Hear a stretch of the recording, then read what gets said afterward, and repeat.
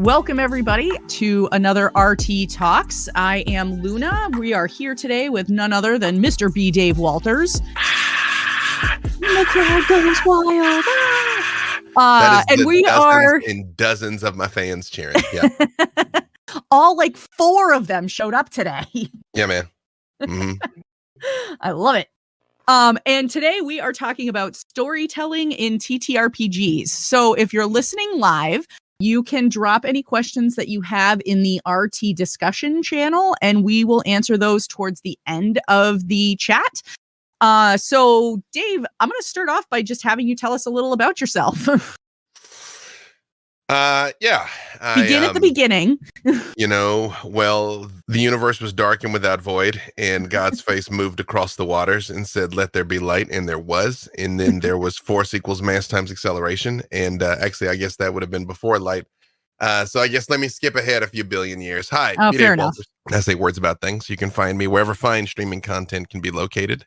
Have DM'd everywhere for everyone, D&D Vampire and a whole bunch of other games. I wrote the official D&D comic book, Dungeons & Dragons: A Dark and Wish, DM'd for the cast of Stranger Things, all sorts of things, many of which I forget, and recently put out some tutorial content on how to be a professional level player, professional level dungeon master, or also professional level writer, because I write for film and television, among many other things. So amazing.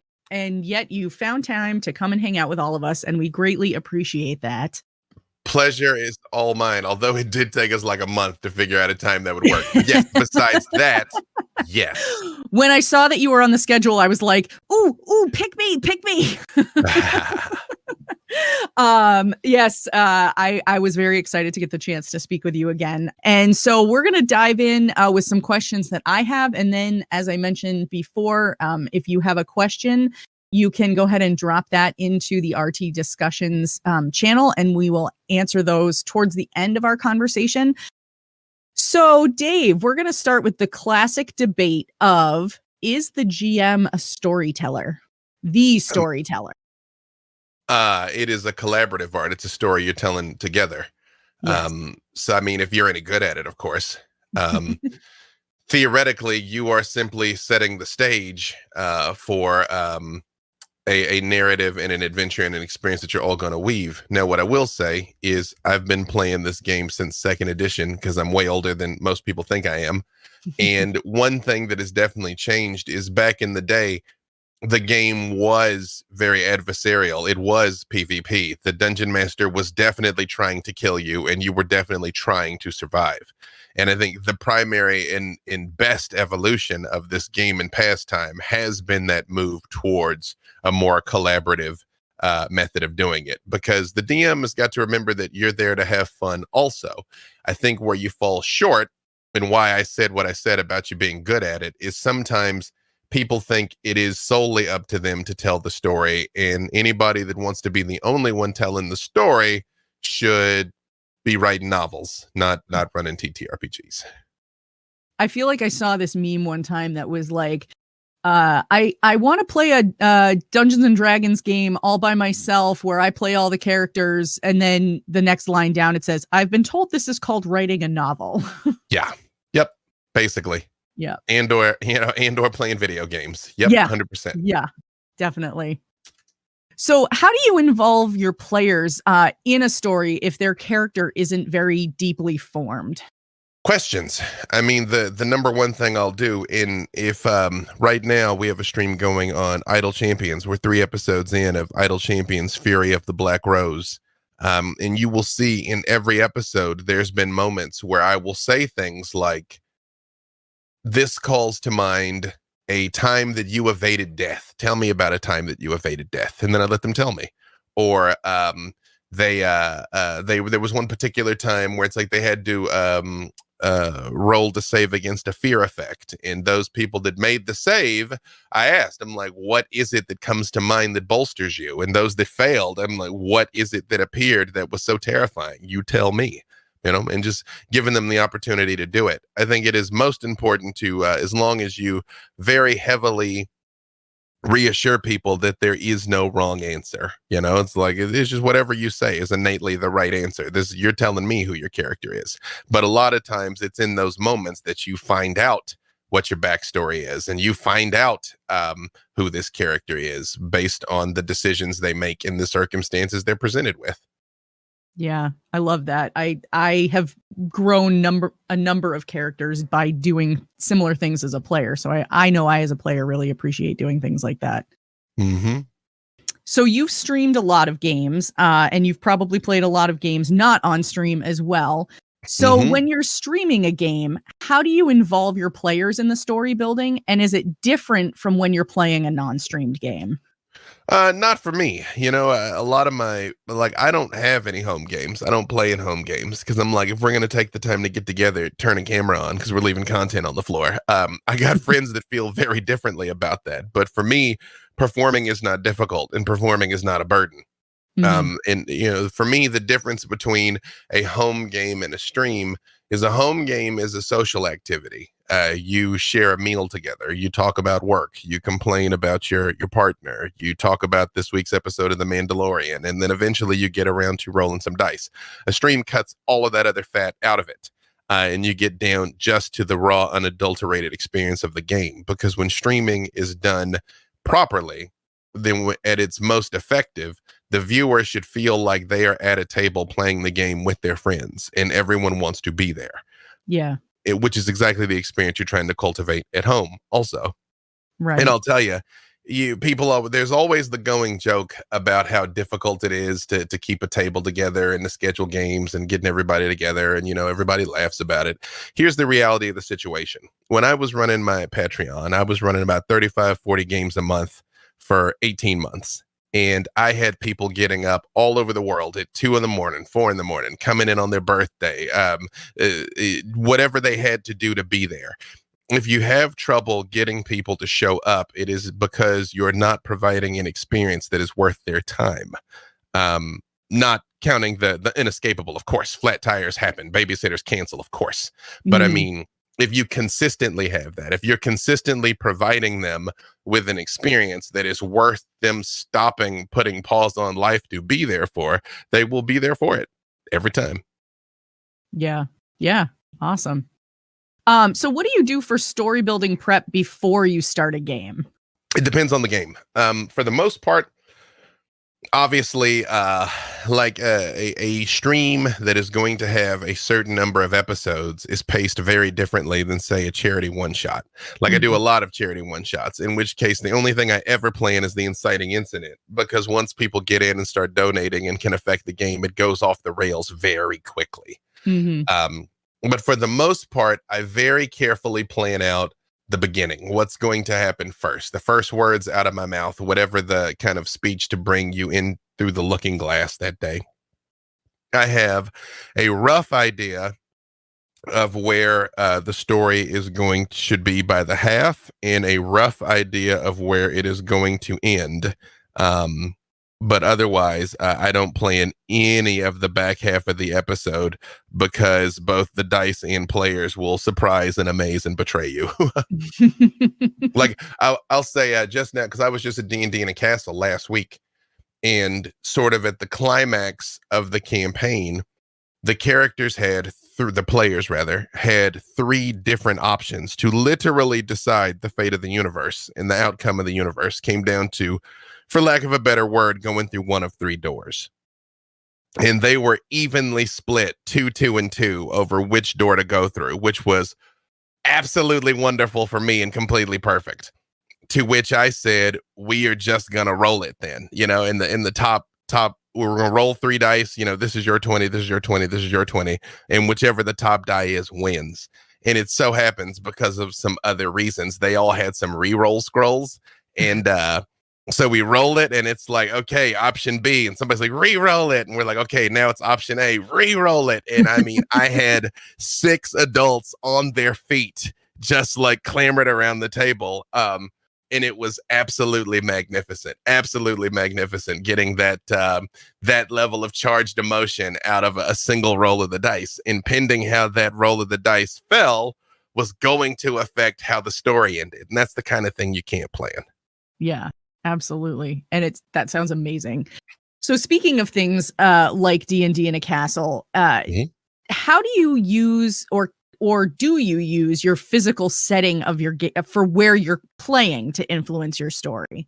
Uh, well, I mean, I know in this instance for the type of story I knew I was doing, there was definitely some very like floral and cute environments, and I very much chose the like stone dungeony type place. I know another person was telling a story on a ship, and they wanted the room with the wood paneling just because it kind of helped the vibe. But I mean, usually, since most of us, I think, don't have the luxury of necessarily choosing multiple places where we can play, but you can do things like affect the lights and things like Mhm. that. You know, are the lights up, the lights down? If you're using music, is it fast music, slow music? Is it loud? Is it quiet? You know, things like that to just build up the ambiance. Right. But believe it or not, I actually don't use a lot of music in my games. I never have. The times that I have had that is there was some producer that just wanted to do it, which was fine by me. Otherwise, that is not a tool that I personally rely on too terribly heavily. Especially post pandemic when we had so many games that were Zoom games, you know, heads and Mm. boxes type content Yeah. became even less important. I will say I think the most effective use I've seen of scoring in music so far is when we were doing LA by Night. The music that the audience heard was being pumped onto the set so we could hear it at the same time. So it's Oh, like nice. when we'd go into a club, we'd hear club music, and it was easier to be like, "Oh, we're in a club," you know? Yeah, So yeah, totally. yeah, I that think was of good. the game 10 Candles. I don't know if you're familiar with that one, but that Quite. game is totally meant to be played sort of in the dark by the light of tea light candles, that kind of thing. And Yep. um yeah, totally meant to have a huge influence on how you handle your game because, for anybody who's familiar with it, as your candles go out, then essentially your game moves on to the next piece of it. If you're not familiar with it, definitely check it out. It's very cool. Yeah, it would be pretty hard to do a compelling game of 10 candles like at noon in the park. I mean, you Yeah. could, but it would be harder. It would Yeah. just not have the same vibe to it. I Yeah. know I've joked a few times about, like, "Oh, we definitely can't run this at our local game store at 10 in the morning because it I'm pretty sure they Yeah. wouldn't want us bringing candles in, first of all, but fluorescent Yep. lights don't help." I mean, we did it with some little electric ones. I mean, you Yeah. could. I mean, there's ways. It's Yeah. just yeah, that it would definitely affect the vibe. Yeah, totally. So speaking of like the vibe of what's around you, how do you use real world influences on your stories? Well, I mean, it depends on the story. Like, for instance, something like Vampire the Masquerade is the real world. It is this world. It just happens that 30% of people are monsters. So the influence is pretty direct in a Yeah. World of Darkness story because it's this. With something like D&D, usually it is one step removed, but I mean, I think in recent years there probably was a very sharp uptick in stories about corrupt mass lords of Waterdeep, for instance, that needed to go and be toppled. I think one of I will say most of my influences, to tell you the truth, are oftentimes the real world will inform what I don't do. Mhm. Like when we were telling those vampire stories at the height of the pandemic, I made a point that there was no pandemic in our world, for instance. Yeah. I'm like, we already have that. Something that came up when we were doing the Black Dice Society is we went to Falkovnia, which is this war-torn, vaguely Eastern European hellscape, and it was no big deal. And then the war in Ukraine broke out, and then we went back to Falkovnia, the war-torn, vaguely Eastern European hellscape, and I had to be so much more careful about how I told the story and framed the conflict in that land because of what was going on in the real world and not wanting to Yeah. be insensitive to people. Yeah, Um, definitely. yeah, I think part of the sharp uptick we've seen in TTRPGs during the time of the pandemic is by and large, TTRPGs give you a specific enemy that can be beaten. It's Mhm. like that person right there is the problem, and we can Mhm. do something about that person right there. Mhm. Um, when oftentimes in life, especially in recent years, we don't get that. You know, who exactly is our enemy and why, and what exactly can we do about it is not often something that we get to have. Yeah, definitely. So if people choose to either be influenced by or directly use any type of real world events, how do you recommend that they can do that in their story without breaking immersion? I mean, I'd take one step back before that. I'd make sure that's the story that the people at the table want to tell. Sure. You know, that cover that in your session 0, get some buy-in and consent that's even a thing, you know. Right. And then beyond that, I don't know why it would break immersion, Mhm. personally.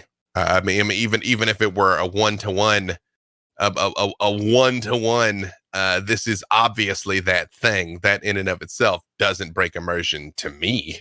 It's Mhm. it's all in how you frame it, you know. I mean, I guess if you're trying to tell a D&D story and you've got them out at Tin Towns or something, and somebody pulls out an iPhone for some reason, I mean, that might be weird, but then if they pull out a sending stone, it's the exact same thing. So Right. Yeah, true. Yeah. yeah, like, I mean, you just got to change something 20% to have it be legally distinct, Yeah. you know? So Yeah.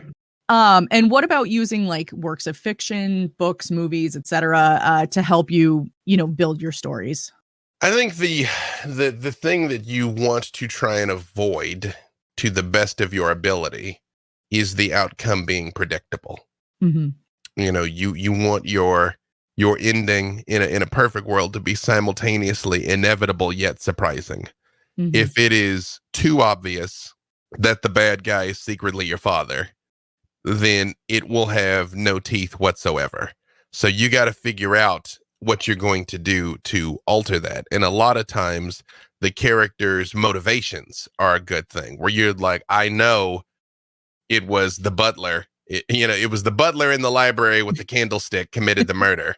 But if you can manage to have a shocking reason why, you can still land. I think all of us are inspired by fiction and stuff and things that we've consumed in ways that we don't necessarily intend or even realize. And I mean, Hmm. that's kind of the entire point of the hero's journey, really. Right. I mean, Luke Skywalker, Neo, Aragorn, Harry Potter, uh, they're all the exact same character, and those are all the exact same story, just written in a slightly different dress. So Yeah. Yep. That I makes think I sense. think you'd be harder pressed not to be influenced. And quite frankly, if you told a story that was completely free from influence, it's also completely free from context, and that might actually be more confusing for the people at the table.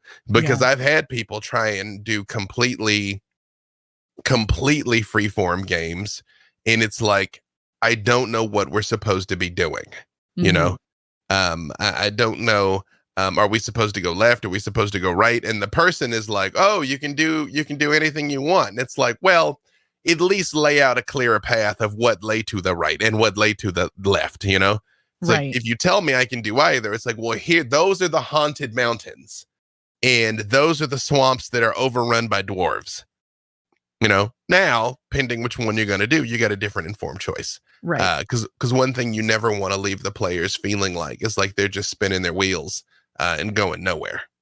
Going back to talking about LA by Night for a second, Hmm. when you were actually playing Victor, a vampire named Victor, how does that Hey, change your approach to storytelling versus when you are a DM or GM?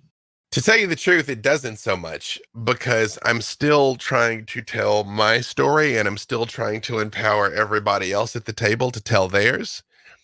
One thing I'm definitely doing when I'm playing is I'm trying to figure out which way the storyteller is going so I can help them get there and make sure we're rowing in the same direction.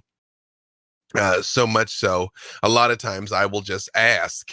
I mean, and it so happens Jason would give us player briefings, and I also give out player briefings to Hmm. just get some idea of like, this time is like, hey, don't leave the club before the messenger arrives. And when the messenger arrives, listen to them before you attack them, you know, Yeah. do go to the mountains, don't go towards the ocean, just to, again, avoid a lot of wheel spinning. And I would do the same thing on the Black Dice Society, where it's like, This week, well, I would say thing like next week is going to be very combat heavy. So if there's any scenes you want to get out, this week's a good time to do them, that kind of thing. Mhm. So I think for me, playing and DMing are the same, just on a smaller scale, basically. Yeah. Only Yeah. responsible for the one character instead of the whole universe. Okay, well, I'm going to dive into some of the questions that we've gotten from people listening in. So, Woo-hoo! yeah. So, here we go. First one is Dave, how did you get started in the streaming community? And did you have a big break in the TTRPG sphere?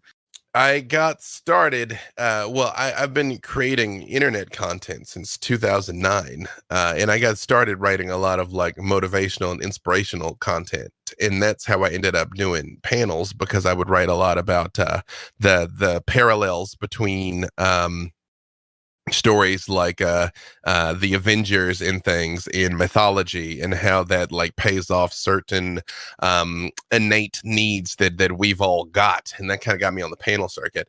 And in 2017, March of 2017, my buddy Damien Poitier calls me and says, "Hey, I got an idea for a show called Ask Your Black Geek Friend," to which I said, "Stop right there, I'm in." um he called me on a Wednesday. We shot the pilot on a Saturday. That Monday, they told us they wanted the show. That was in March, but we didn't actually go up until August. Now, by that point, I'd been playing games, again, since I was 13, but they knew me as the talk show guy. And in that December 2017, there was a charity game that I did for Vampire, which was the first time I'd played on streams, the first time I met Jason Carl, and the first time he'd run a game on stream. Mhm. And I knew it was kind of my opportunity to show everybody what I could do. So I went all in. I dressed all up. I did the voice. I had the characterization and everything. And it must have worked because I was the only person at that table that came back for LA by Night. But once I showed them what I was capable of, that opened all the doors. After that, people just started asking me to do things. And I think the next thing that I did that was significant was We're Alive Frontier, in which I was actually one of the alternates, because that game was originally supposed to just be this meat grinder where people died left and right. And I ended up coming in pretty late in season 1. I think I came in episode 10 of 12. But in the season finale, one of the wildest things that I've ever witnessed in my whole entire life happened. It was like hitting multiple hole-in-ones and getting it caught on camera, which sort of put that character in that role over the top. So that's all up on YouTube. If you haven't seen We're Alive Frontier, it's highly recommended. And seasons 1 and seasons 2 are up on YouTube. And after that, it was just, the ball was rolling at that point. Awesome. So the next question that we have is, what forms of writing do you enjoy working with the most? Tabletops, games, comics, television, that sort of thing. Film and television. Film mostly, television second. But, one of the things that I've said repeatedly in it's a controversial take, but I mean, I point to my output as proof that I'm right, is that it's all the same. I mean, the formats are just a varying degree of detail in which you can include. The reason why I'm able to do what I do is I understand the bones of what makes a narrative and what makes a narrative function. There's 8 billion people on the earth right now, and but we're all made out of the same parts, minus one or two significant differences, I suppose. But, we all arms, legs, heart, lungs, blood vessels, skin. And yet you arrange those things in near infinite variations. And it's the same thing with storytelling. If you know how to arrange the bones of a narrative, then doing it for a film or doing it for a comic book, film and comic book are especially very, very similar, or a novel, is not that difficult. I think game writing is actually the hardest, to tell you the truth. Yeah. Mm-hmm. Yep. Because you got to account for the rules fitting in and the structure and all of those things. Whereas, like, for instance, a movie script is a blueprint, and it is your job to say the absolute minimum to get your point across in a film script. Because the directors, the producers, the actors, the cinematographers, and everybody else are going to put their influence in it to bring it to life as a living, breathing thing. So you want to say the minimum. Then with a comic script, the format of a comic script, or I guess television would be the next most complicated. But for a television script, you have to account for ad breaks. So you have to have your act breaks at some very specific points, like to the exact page. Like you must stop right here because that's where they're going to insert some commercials. Even if you're writing for something like Netflix or Amazon or something, you still have to put those act breaks in because they might insert ads later, and it also allows them to theoretically repackage the content. So you still have to do it. Then with a comic script, the format of a comic script and a film script are actually very similar. The difference is, if you don't put it down in a comic book script, it will not be on the page. I've been fortunate to work with some artists that like we very much kind of were in sync about what I was after and what they could add to it. And so I didn't necessarily mind if they expanded or contracted some of the things I said. But theoretically, you have to include that level of detail or it's not going to happen. In general, a minute of screen time in a movie is a page for the script. In a comic book script, a page of the script is a page of the comic in general. Watchmen, very famously, that had 120, 130 page scripts for the 22 page book because Alan Moore went into that level of detail of like what's on the desk, what time is on the clock, what color are their pants. Like he really did all that for Dave Gibbons. But that is highly unusual. And then at the far end of the spectrum, the other end is a novel where you can do anything you want. You could spend 10 pages talking about what it's like to eat a peanut butter and jelly sandwich. I mean, you probably shouldn't, but you could because that medium allows for that. It allows for you to how somebody's feeling inside, their inner monologues and emotional journeys and things, and really getting into the depths of someone in a way that those other methods and outlets don't let you do. Formats don't let you do. Sure. Yeah, it's another meme that I recently saw was something about Tolkien describing a tree and it going on for 3 pages and somebody being like, please stop. And he's like, I'm going to describe it for 5 more now. Exactly. Out of spite. Yeah. The next question that we have says, let's see, for the undisputed Baron of the Valley, what are your pre-GMing meditations? What kind of things do you do to prepare yourself to enter the headspace of GMing? Absolutely nothing. It is just a flip of the switch, man. I can do it right now. It takes nothing from me. I will say one difference.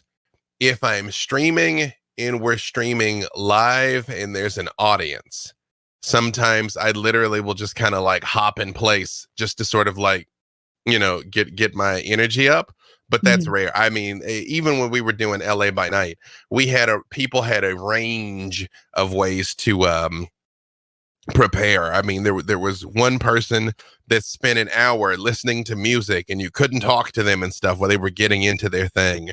And then whereas Alex and I would be on set talking about Pokemon until literally the 10-second countdown. We're just like talking. And they're like 10, 9, 8. And then we're like grim faces.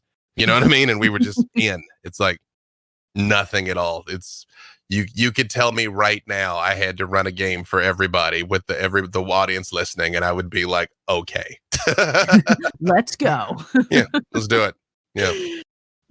Nice. I'm sure that's probably not what everybody wanted to hear. They were probably like, oh, I do 8 hours of yoga and well, but I mean, there's no wrong or right thing. You know what I mean? It's like whatever you got to do, to get yourself where you need to go is fine. There is your process is innately correct, and whatever you need to do is innately correct. And if you gotta spend some time amping yourself up and getting yourself in that mode, that's cool. And if you don't, that is also cool. We all approach this differently. Yes. Okay, so let's see. The next question that we have is, what helps you keep the pace and momentum in climactic moments of telling a story? I think let it, as long as everybody knows the stakes, those things kind of take care of themselves. I think you need to make sure that the people at the table know what the vibe is that you're after. For instance, I made a point that when we were doing the Black Dice Society, it is a Ravenloft game. It was a horror game. I was like, this is going to be dark and intense. This is not that's what she said, herka herka herka game. Because comedy exists to relieve tension. That is the point behind comedy. Whereas horror is tension. That ratcheting up that pressure is what makes it horror. So the moment that you break that with a joke, all of the pressure that is built up is lost, and you have diminished that scene now. Mm. So it was important for everybody to know that going into it. Now, you can have some very judicious application of things like that, because an interesting thing about human beings is we're not capable of maintaining a heightened emotional state for more than about 20 minutes.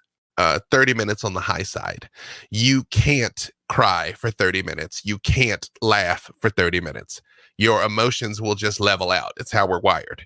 So the way you do that in a story is you wave that energy up and down then. It's why in a comedy at around the midpoint, everything is going wrong. And then it switches and works out. Yay. Whereas in a tragedy, you build up where everything is going right. And then it switches and then everything heads downwards. Mm-hmm.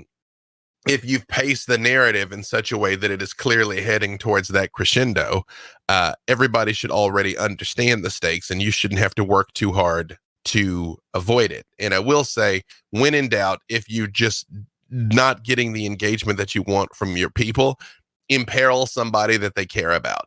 That goblin they love, their shield bearer, the maid from the bar, whatever. Put somebody they care about in danger. And when in doubt, you can put an animal in danger. Let them save the animal. Don't kill the animal, but make it seem like the animal's not gonna make it, and you'll have everybody's attention. Yeah. Another thing that happened at this game was they ultimately had to fight Lolth, the Spider Queen. And the stat block I use for Lolth is she had 6 leg attacks, and her legs were Vorpal swords. Oh my God. I rolled the D20 out on the table in front of everybody because I was like, if that's a 20, she is going to cut your head off and you are going to die. Yeah. I was like, her to hit bonus is significant enough. She's not gonna miss. We're just rolling to see if she's going to kill you instantly. And man, every time I rolled that die, you could hear a pin drop. Just watching it come down the table, because it was like it meant something.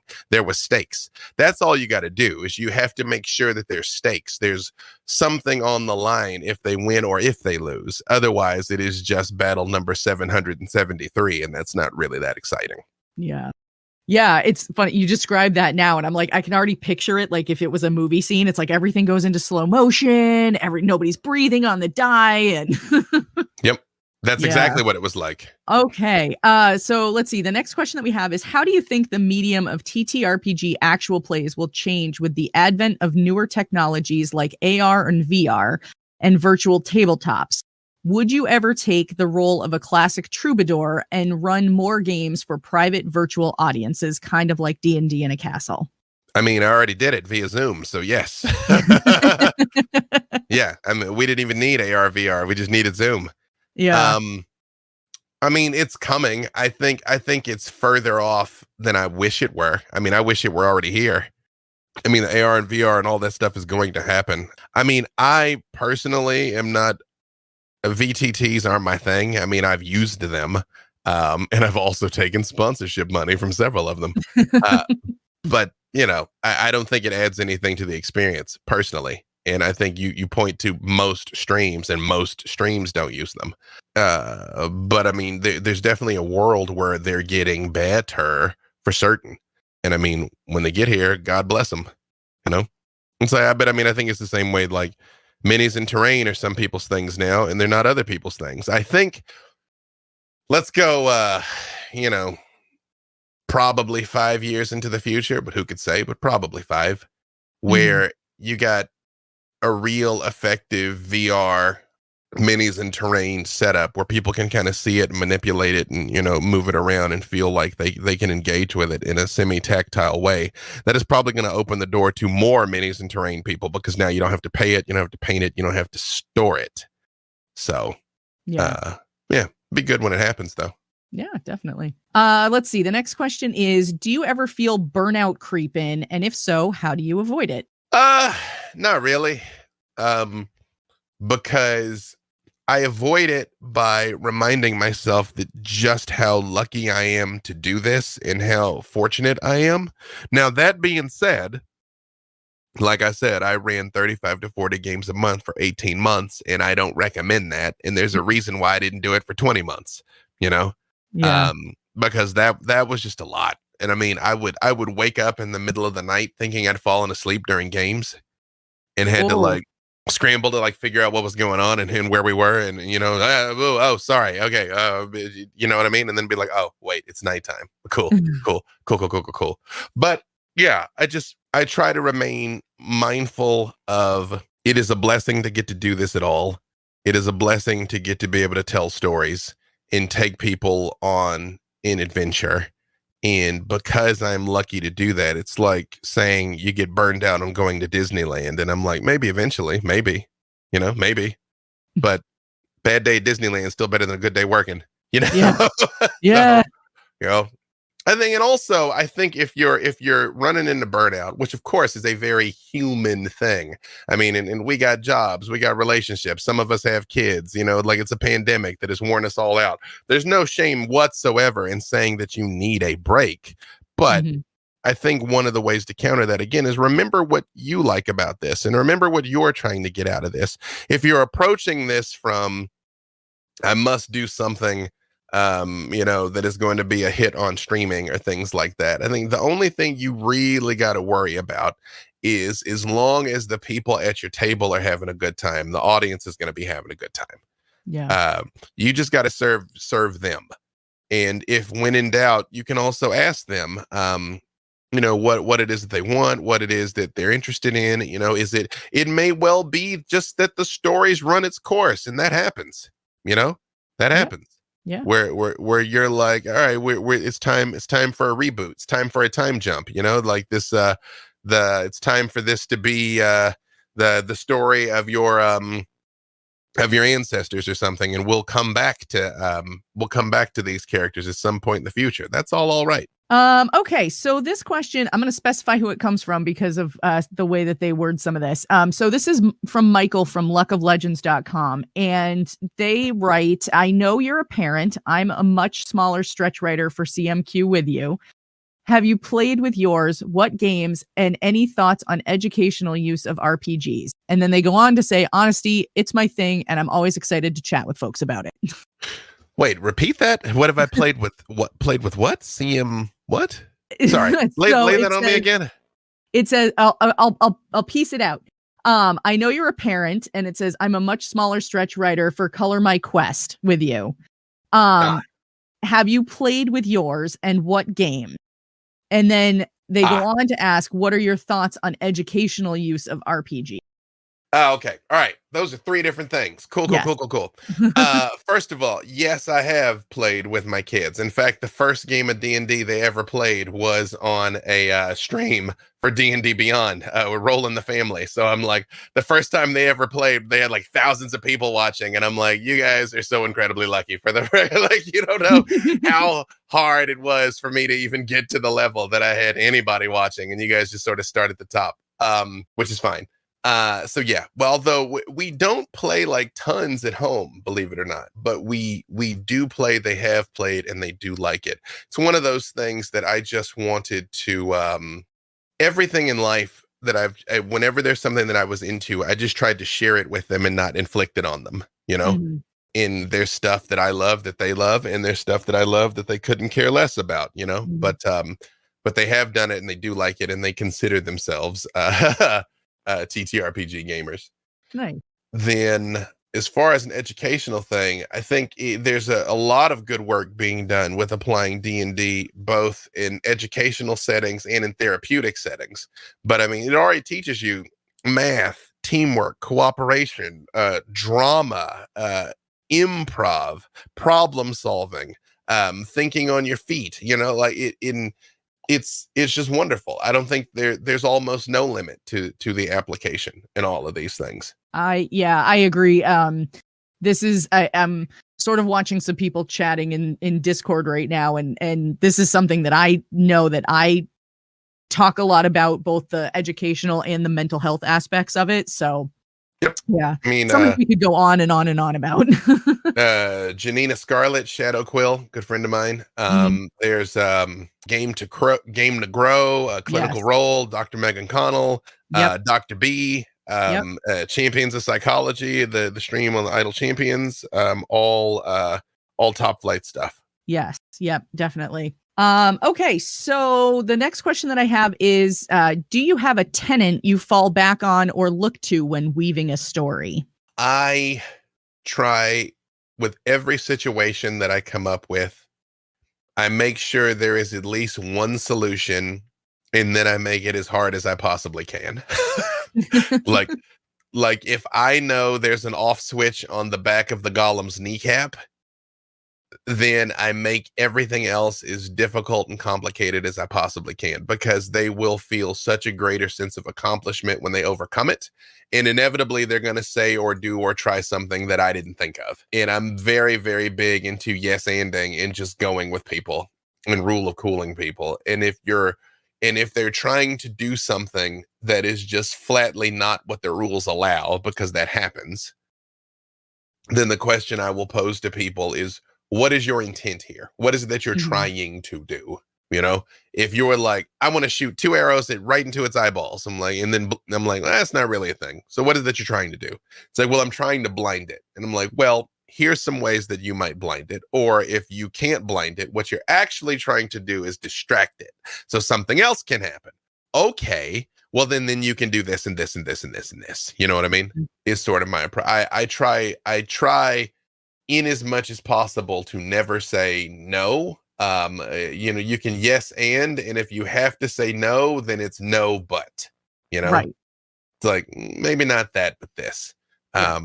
And I think beyond that, like I said previously, it's the most important thing is the people at the table are having a good time. You know, as long as they're enjoying themselves, if they're your job as storyteller is to elicit an emotional reaction. That's what you're there for. So if they're shaking their head, yes. If they're shaking their head, no. If they're laughing, if they're crying, if they're cringing, whatever, as long as they're feeling something, Yeah. you're succeeding. Okay, so going back to when you mentioned freeform sessions or your plans for sessions, Mhm. somebody asked, how freeform are your plans for sessions? Do you have set notes to hit in a session for the story pacing, or does it just depend on the setting and the game system? It depends. Again, on the Black Dice Society, I knew the whole season, at least roughly. Mhm. That they were going to go to this domain, then this domain, then this domain, then this domain. Um, a lot of times, how many episodes I thought it was going to take to do a thing varied. That there was times I thought it was going to take 3 episodes, they did it in one. There was times I thought it would take 1 episode, they did it in 3. I think when you have constraints like that, like if you've got 1 episode or 2 episodes or 10 episodes or whatever, then you have to be more careful. But even if Mhm. for some reason you're in a situation that is quote unquote ongoing, I say with air quotes, you still have to be mindful of this, because you don't want to get stuck wasting people's time. Like everybody jokes about a shopping episode. Nobody actually wants a shopping episode. Uh, there shouldn't be an episode that people can miss and it doesn't matter. Always be looking to move the narrative and always be looking to move the ball. But for instance, like I'm running 2 charity games in the next week, and as I said, the only thing I know, I mean, I'll have a little better idea by the time we get there, is just the inciting incident of you all walk into the bar and there's an agoraphobic kobold that is gonna pay you to go do a job for them. And by then the people start donating and it already goes off the rails. Like, I mean, there more than once I've been like, so you walk into this kingdom and here's a $500 donation to have Tiamat. And I'm like, and Tiamat's there. So Yeah. now there's Tiamat. And then it So good just, luck with that. yeah. And it just goes where it goes. So it kind of depends on the kind of story that you're telling. Sure. Okay, so let's see. The next question is, where do you draw your inspiration for the stories you facilitate telling?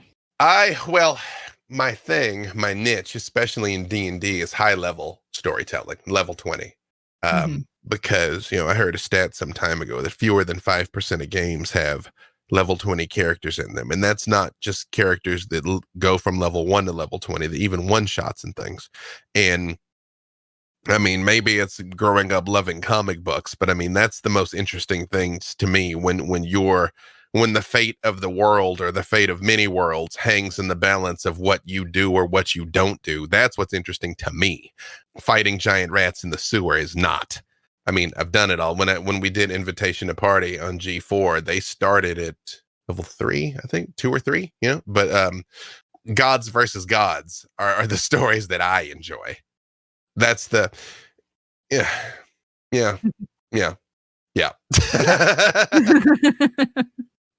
Okay, so someone asked, do you do any voice warm-ups? Nah. There you go. Nah. I mean, it just that I don't know, that's sort of, it just comes easy to me to do whatever I have to do. I'm like, oh, Until you have to do it for the next 4 hours. I do it too. It's just like, I don't know, who knows? In 20 years, maybe I won't be able to talk. But it's, I mean, even, when I had to talk like freely the whole time, it's just, I don't know, you just do it. Yeah. Yeah. Oh, goodness. Okay, so let's see. How much prep do you do with your players before games and streams? How much discussion within the party and yourself takes place before the cameras start rolling? Again, it depends on the game, I do try to give them at least a heads up of which way the wind is blowing, that like I said, this without trying to spoil it, because I do want them to be genuinely surprised so their reaction is genuine when something happens. But things like do go towards the mountains, don't go towards the oceans, or this is a talky episode, this is going to be a more fighty episode type thing. Let me know if there's any scenes you for sure want to have so I can set that up for you. That kind of stuff is more what I do. But I mean, again, I keep saying this, but it keeps continuing to be true. It also depends on the content. Like, I mean, these charity games, I'm not going to tell them anything. Yeah. Same thing. Going into D&D in a castle, I didn't tell them anything. I was like, here's the character parameters. I didn't tell them anything about the story because a lot of it is a bit of a mystery that sort of unfolds over the course of the thing anyway. Right. And those people had already signed on to play with me. And by now, you kind of know what's going to happen if you play a game with me, So I'm all like, you guys have already signed up for it. So even when we did the session 0, the things I did talk about, lines and veils and phobias and things like that. Right. And so I could be mindful of those things. But content-wise, I didn't tell them anything. Because we're here for these 3 days and we're just gonna dive in head first and enjoy the ride, and they did, Yeah. Versus I think what's interesting is Jason Carl, we were doing LA by Night, he'd give us fairly detailed player briefings, and Alex famously would not read any of them. He's like, I do not want to know at all. I want to be confronted in the moment. I would read it because, again, I wanted to make sure that we were all rowing in the same direction. Because if, like, I don't know, if you, obviously there's some flexibility, of course, but if the prince sends an envoy and we shoot the car with a rocket propelled grenade before they get there, that sort of mucks up the plan of where it was headed. I don't want that, so I'm like, at least let them get their vital exposition out and then shoot them with a rocket. So, I think it will smooth out your process, though, if you let people know, at least in broad strokes, things like that. And there's nothing stopping you from doing that at a home game also. Being like, hey, this week is kind of more of the courtly intrigue because next week's going to be a little more violence. You both set their expectations. And, if there's some person where one thing is their jam or another thing's not, ideally, every session, every time at the table, everybody is getting to have their rock star moment. The sneak is getting to sneak. The talky person's getting to talk. The fighty person's getting to fight. But the overall vibe of that particular episode or session, of course, may swing one way or another. Yeah. Would you recommend any improv or writing classes to someone who wants a career in professional DMing or Let's Plays? And have you taken any yourself? I recommend both. The ones I made at the end at the top of my Twitter at B Dave Walters. There you go. I did Slide 14-day that promo player. right in there. Did you like that? Did you like that? Oh, good. 14-day player, 14-day DM, and 14-day writer are expressly about these exact things. And to my knowledge, they're the only ones that are about it. Although I guess I'm sure some other people have done some things. Yeah. So obviously, I recommend mine the most. Second to that, yeah, I mean, if I'd say if it's something that you're passionate about, whatever the thing you're passionate about is, it is worth taking the time to cultivate that skill set. You know, proper improv training is only going to help you. It's funny because I've had none and I had to teach people improv. So I was like, let me go get a crash course in it. And it is a very deep discipline. It is way more than just being quick on your feet. Although I think personally, I think the number one benefit of improv in the TTRPG space is it will help you not freeze when being presented with something you didn't expect. Yeah. It helps you to just kind of get hit and spin real fast, which is generally good. Yeah. Same thing with writing. I mean, I know these words are going to turn to ashes in my mouth even as I say them, because I not only teach writing, but I'm on a writing podcast and write for a living. But if your only intent is TTRPGs, traditional writing is only going to help so much. I actually think you probably would be better served learning about screenwriting, learning about the fundamentals of screenwriting beyond just the structure of a script, because those are the skills that are going to apply more directly. Whereas again, things like novel writing and stuff, not so much. But again, I think the courses that I recommend the most are the ones that I made for this exact purpose. So go to Twitter and check them out. There it is. Okay, let's see. Do you have any tips for throwing in good story beats or impactful moments when the story is off the rails or in a very unexpected place? There's a specific episode of the Black Dice Society, and I forget which one. It's in season 2, and it's in the second half of season 2, I think, when we had Lucky Yates from Archer on there. And probably the first hour to hour and a half of that one are just absolutely side-splitting and bananas. And the second half of it is some of the darkest and most intense story that ever happened in that show. And it happens just purely organically, the way it came up. And part of the reason why I actually didn't fight too much about them being so silly is I knew it was getting them to lower their guard for how hard I was about to hit them right afterwards. I think you kind of have to make a choice, because remember I said no one wants a shopping episode. However, I also said it's your job to elicit an emotional reaction. So whatever you had planned is secondary to their enjoyment. And if you introduce Itchy, the suspicious halfling bartender with eczema, and they're just fascinated by Itchy, and they just want to keep talking to Itchy, and that's how they want to spend the session, and they're all super into it. Well, okay, fine. We're talking to Itchy now, like I really, truly, truly may have wanted you to go to the woods, but you all truly, truly, truly want to go to the ocean. Well, then we're going to the ocean, I will say just one quick thing about NPCs is I've mentioned this in passing, so I'll call it out overtly.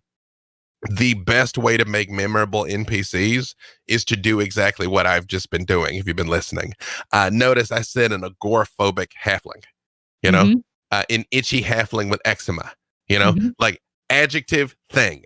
And it will hook in their minds so much stronger than, this isn't just the 75th barkeep that we've met. This is the elf who is afraid of open flames, so it's freezing in here. Now that just link any two things, and it doesn't even matter which two things, because it will make it easier for them to remember and make it easier for you to remember and make it easier to characterize them when they start talking to the person. I like that. I like the idea of the Itchy, the halfling with eczema, because that just cracked me up. Yeah, there you go. That one's on the house. Feel free to put Itchy in any of all of your taverns. There you go. Yep. Mm-hmm. All right, let's see. Next question is, what do you do if some players in a session want a long social encounter and others just want a hack and slash? Just as an aside, thank you all so much for all of these wonderful questions. Unfortunately, you got to do both. You know, you gotta find a way to fill everybody's buckets. And I find the fighty people are the first ones to get impatient. The talky people are less likely to get impatient. Mm-hmm.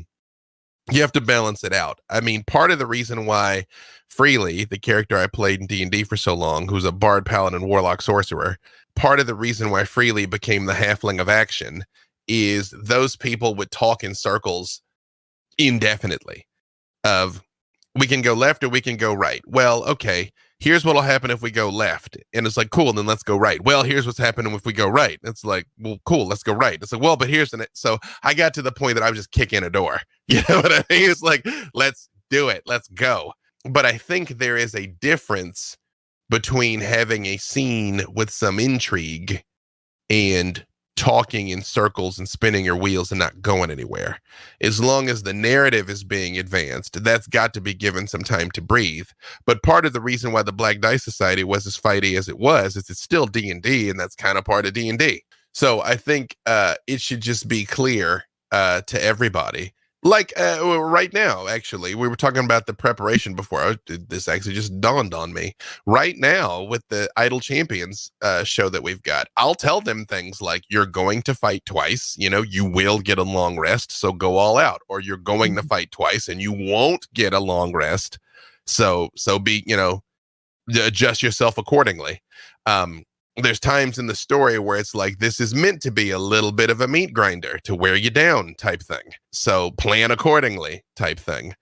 But I mean, I think over the course of the session, again, even though it might be 60-40 or 70-30 a given week to a given week, everybody needs to have a chance to get a little of that every time. And let's see, it looks like this is our last question. So if perfect timing, look at that precision. I know, right? We are good. Mm-hmm. Let's see. So they said, I don't know if you ever have a low moment when your confidence wanes in the middle of a story or game, but if you do you have any advice for picking yourself back up in the middle of things?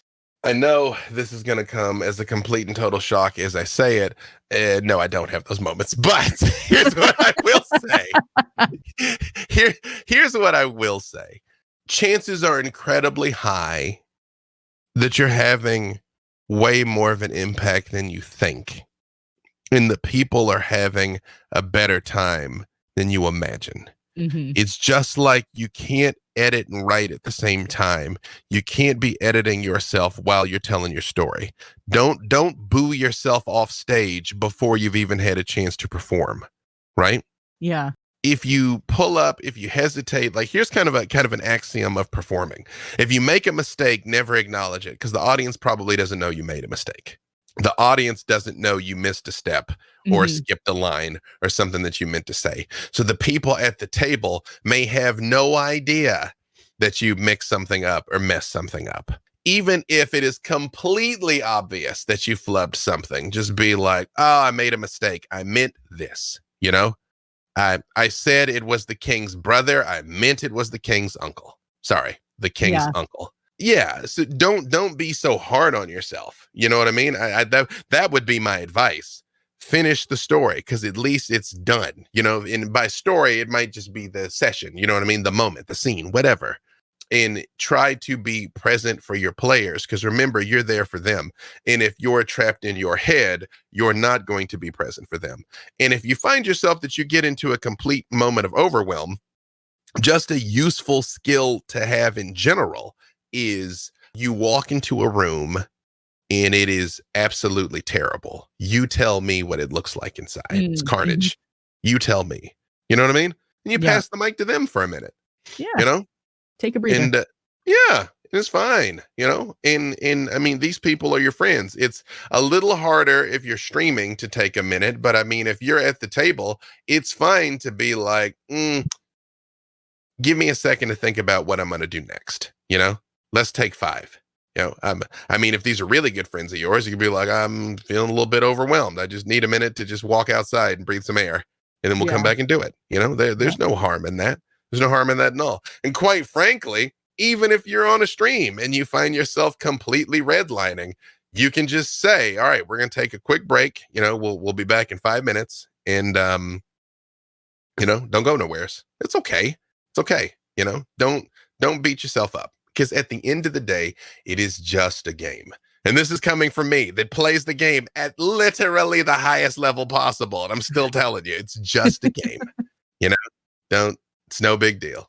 In your best looks different day to day. There's some days that you will be channeling frickin' Shakespeare. And there's some days that it will be like crawling on broken glass to get through it. And that's all right, because that's life and that's being human. Don't just cut yourself some slack. It's fine. I feel like that's an excellent note to end on. So thank you very much, Dave, for coming and hanging out tonight. I know I really appreciate your time, and I know everybody listening in appreciates your time also. We really enjoyed having you. Pleasure's all mine. Again, thank you all so much for the questions. And again, I didn't say this. My DMs are open. So if you have a question, something that came up, maybe something you felt not necessarily comfortable to put out where everybody can see it, you can hit me up on Twitter and ask me whatever you want, and I'll do my best to help you out. Awesome. Thank you.